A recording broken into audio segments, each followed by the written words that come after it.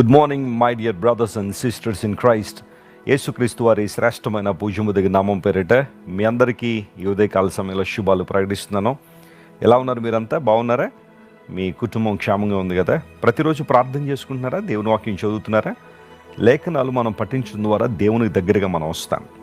పాపాన్ని జయించి దేవుని చిత్తాన్ని మనం నెరవేర్చాలి అంటే దేవుని వాక్యాన్ని మన హృదయంలో ఉంచుకోవాలి. ఇది బైబిల్ గ్రంథం మనకు నేర్పిస్తున్న అద్భుతమైన సత్యం. ప్రతిరోజు ఉదయాన్నే లేచిన తర్వాత మీరందరూ కూడా దేవుని సన్నిధిలో ప్రార్థన చేసుకుని వాక్యాన్ని చదువుకున్న తర్వాత ఒక వాగ్దాన సందేశాన్ని వినడం ఎంతైనా ఆశీర్వాదకరం. బైబిల్లో చాలా వాగ్దానాలు మన కోసం పొందుపరచబడి ఉన్నాయి. ఒక దైవజనుడు అంటాడు, ఆది కాండము నుండి ప్రకటన గ్రంథం వరకు మనం జాగ్రత్తగా చదివితే 8,000కు పైగా వాగ్దానాలు బైబిల్లో ఉన్నాయని. ఇవన్నీ కూడా క్రీస్తు ప్రభునందు అవును అన్నట్టుగానే ఉన్నాయని పౌలు భక్తుడు చెప్పాడు. వాగ్దానాల కోసం కనిపెట్టడం ఎంత ప్రాముఖ్యమో దేవుని సన్నిధిలో ఆయన అంటి పెట్టుకుని ఉండడం కూడా అంతే ప్రాముఖ్యం.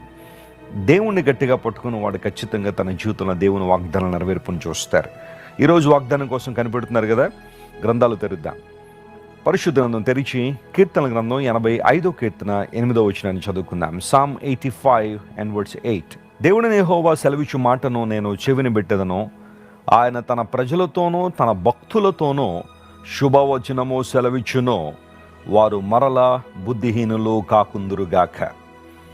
దేవుని పరిశుద్ధ నామానికి మహిమ కలుగునుగాక. ఈ చదివిన వాక్య భాగంలో నేను దేవుని మాటను చెవిని పెట్టెదను, ఆయన సెలవిచ్చు మాటను చెవిని పెట్టుదును. ప్రియులారా, గమనించండి, మన దేవుడు మాట్లాడే దేవుడు.